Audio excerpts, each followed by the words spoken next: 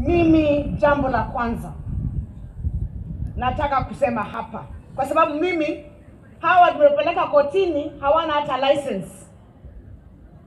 Tukiwanyang'anya license, wanaenda kotini, wana operate without a license. This particular person did not have a license, kwa sababu nilikuwa nimekataa kuwapatia license, lakini bado wana operate kwa sababu wako na court order. Mimi, Your Excellency, mtanikubalisha, kwa sababu kuna mahali mtu anafika anasema shega na nishekatea. Mimi mtanikubalisha tafadhali, na naomba munipe ile protection.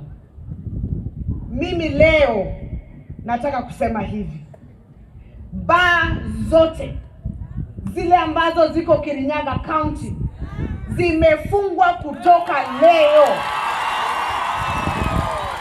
Close. And a new process ya kuverify na licensing ianze. Baa zote za Kirinyaga zimefungwa.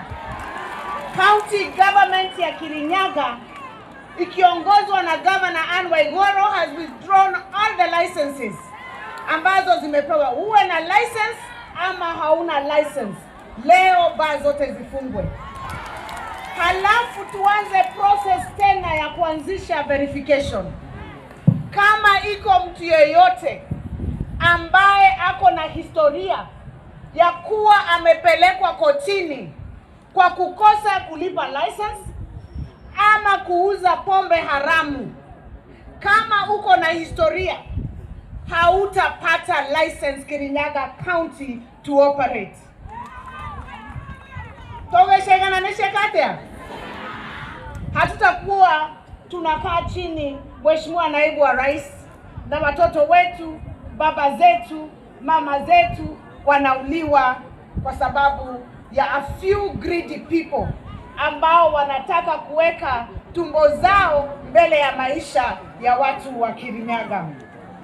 Mimi sitasimamia hapo, Your Excellency.